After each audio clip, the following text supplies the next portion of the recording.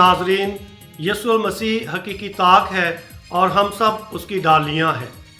یسوع المسیح ہم سب کو دعوت دیتے ہیں کہ طاق میں ہوں اور تم ڈالیاں ہو، پس تم مجھ میں قائم رہو تاکہ بہت سا پھل لا سکو۔ یسوع المسیح ہماری زندگی کی شاخوں پر پھل دیکھنا چاہتے ہیں۔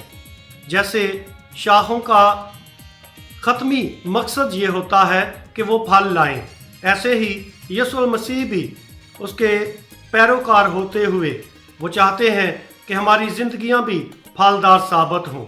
اگر ہماری زندگی بے پھل ہے تو پھر ہماری زندگی کا مقصد پورا نہیں ہوتا، مسیح کی پیروی کا مقصد ہماری زندگی میں پورا نہیں ہوتا۔ یسوع المسیح جو حقیقی طاق ہے وہ ہماری زندگی کی شاخوں پر بہت سا پھل دیکھنا چاہتے ہیں۔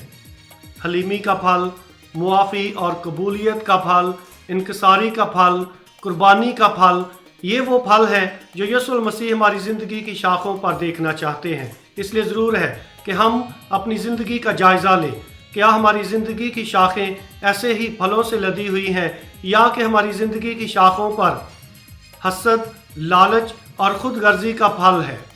ہماری زندگی کس قسم کے پھلوں سے لدی ہوئی ہے؟ مقدس یوحنا ہمیں دعوت دیتے ہیں کہ ہم اپنی زندگی کو یسوع المسیح جو حقیقی طاق ہے اسی جیسا مزاج اپنا کر اسی کے مطابق اپنی زندگیوں کو پھلدار بنائیں اور اس کے ساتھ روحانی رشتے میں قائم رہیں۔ خدا ہمیں ایسا کرنے کی توفیق دے، آمین۔